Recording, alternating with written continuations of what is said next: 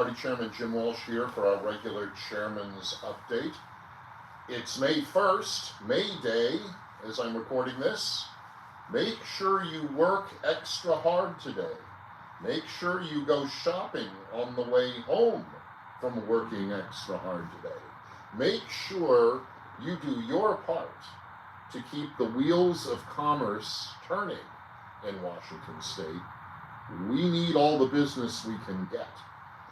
It's been a busy week. I spent most of this week back in Washington, D.C., the other Washington, talking with the RNC, the National Republican Party, talking with various caucuses and groups that are involved in supporting at elections, especially in a midterm election year like this one, 2026.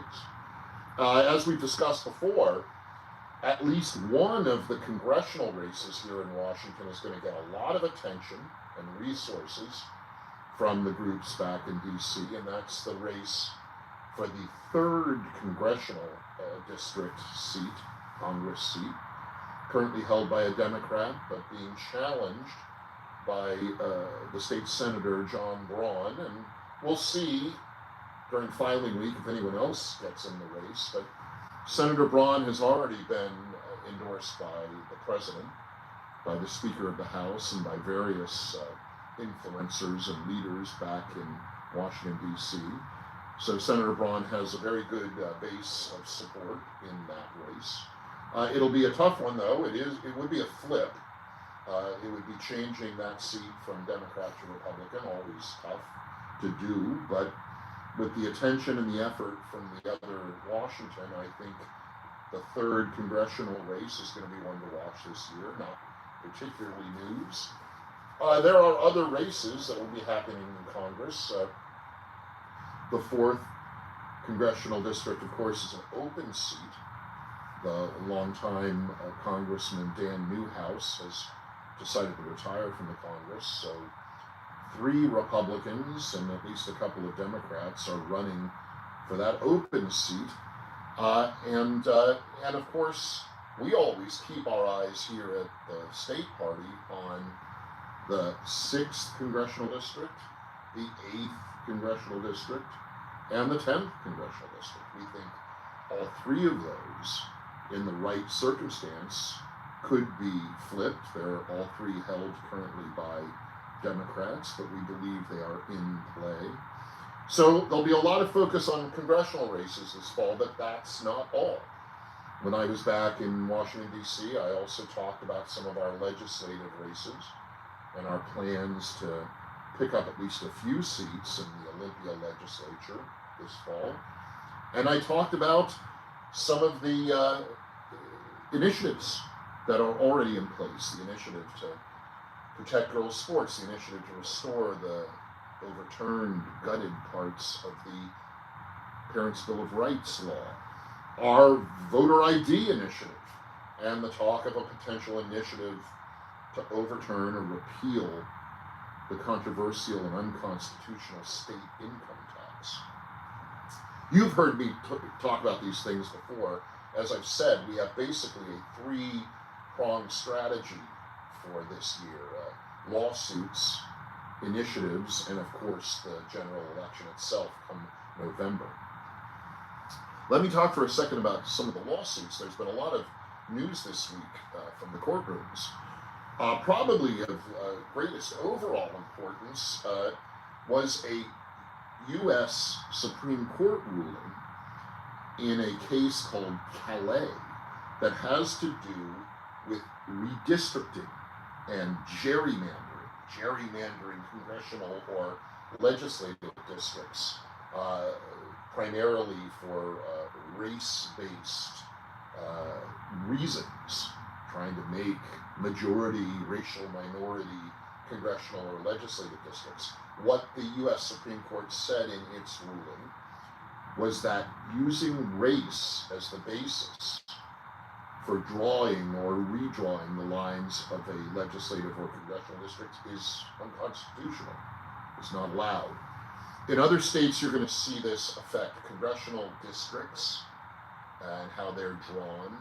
Here in Washington, the most relevant hot button issue is not a congressional district, but a legislative district. There was, you may remember, a highly controversial court-ordered redrawing of state legislative districts, particularly two in the Yakima area, but redrawing those two districts in the Yakima area affected about a dozen other districts around them, shifting their lines, changing their shapes, and the populations within each.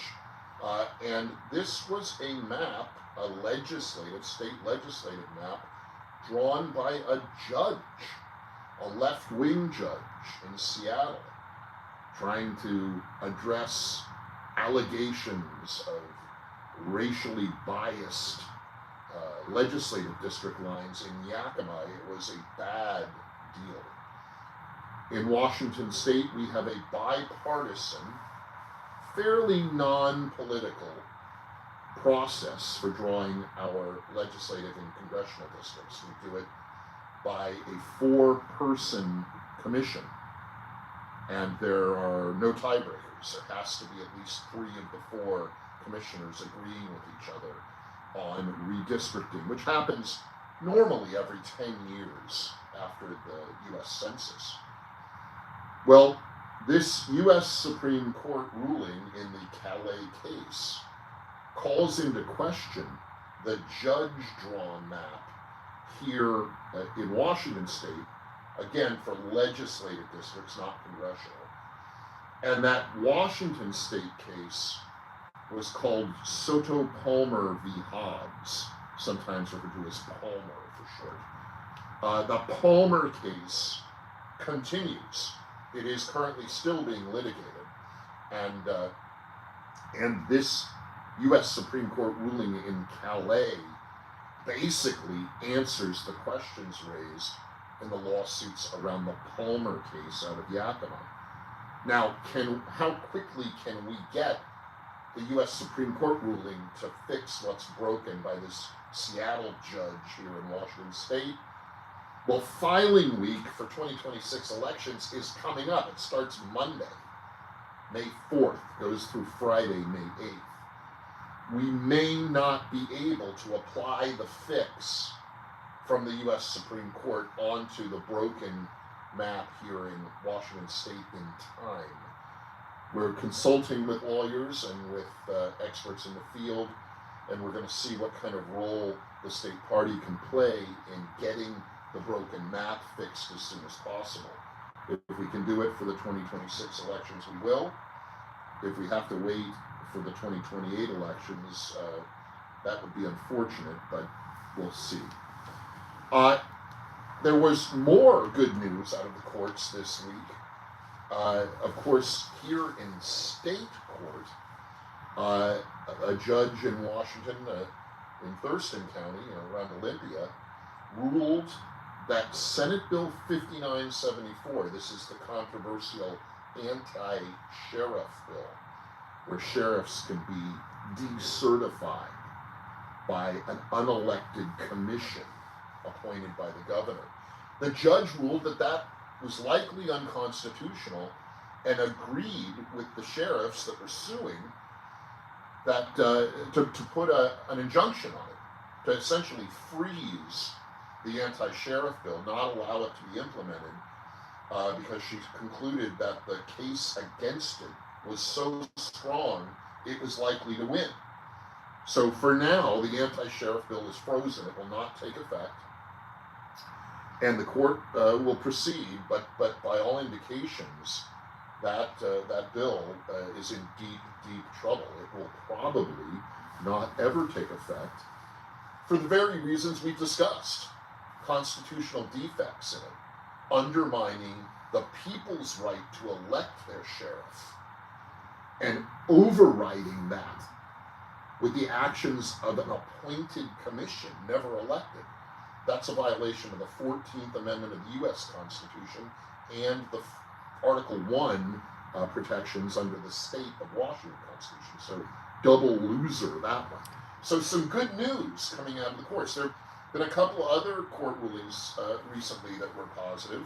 a Washington State court agreed with a group of reform-minded people that DCYF, the Department of Children, Youth, and Families, a Washington State bureaucratic agency, has got to turn over information about children and children being hurt or even killed while in foster care and in other state custody arrangements. So that's a good sign. DCYF, which oversees Child Protective Services and many family court actions, was being secretive about releasing information about children's welfare. Not a good optic, and as the court ruled, not legal either. So we've had some good rulings coming out of courts this week. Good news there. And finally, I want to end up this May Day special edition by pointing out that a couple of very far-left progressive politicians have sort of made fools of themselves in television media coverage just in the last few days.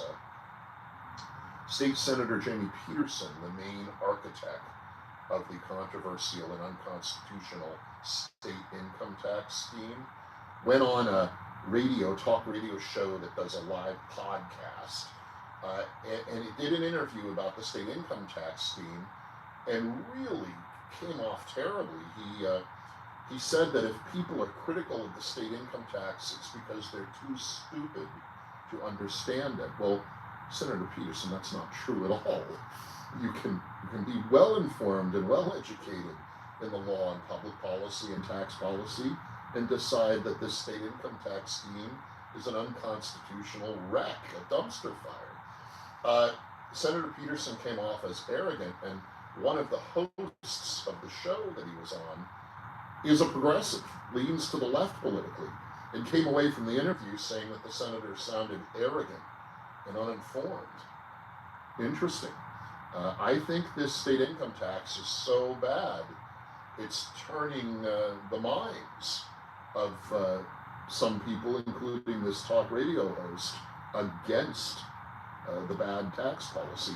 Similarly, just a couple days later, the mayor of Seattle, Katie Wilson, did an interview with a local TV station, and the reporter asked just a couple of reasonable policy questions, and the mayor drew blank. She began to prattle along just completely incoherently, word salad, and her handlers had to interrupt the interview while the cameras were still rolling. Really embarrassing for the mayor and embarrassing for everyone in Washington State. Mayor Wilson is unqualified to hold her position. She is not able to articulate her own job as mayor. She can't articulate any of her priorities. She's inexperienced and frankly not very bright. And it's an embarrassment to everyone. Her interviews, not just with this local TV station, but several lately, including one in which she laughed and giggled nervously while saying she didn't mind if businesses and high net worth individuals leave Seattle. She doesn't care.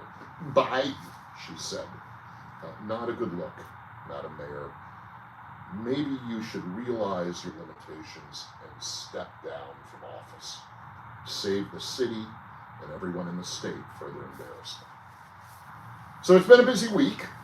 Some good courtroom wins, some karma catching up with some far left politicians, and we look forward to filing week coming up next week, where we will see exactly who files to run for exactly which positions in this midterm election year. Congress seats are up, legislative seats are up, various positions up for election.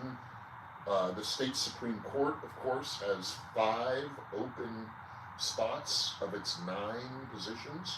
So there'll be a lot of attention on the state Supreme Court this year. And lastly, I'm going to end by saying, filing week is also when you can file to be a precinct committee officer, a PCO. And please, if you've already been a PCO, remember to file to continue to be a PCO. If you aren't, Have a look at your precinct. Find out if there's a precinct committee officer. If there's not, file to run for PCO, precinct committee officer. PCOs are the body of the party in our state. And you work your neighborhood, you work your precinct, and you help get out the vote and educate voters on what's going on. It's a good thing, good civic engagement. So if you've been a PCO or interested, file to be PCO next week. Doesn't cost anything, and it's you doing your part as an active citizen here in Washington State. That's it for this week. Until next time, be well and stay strong.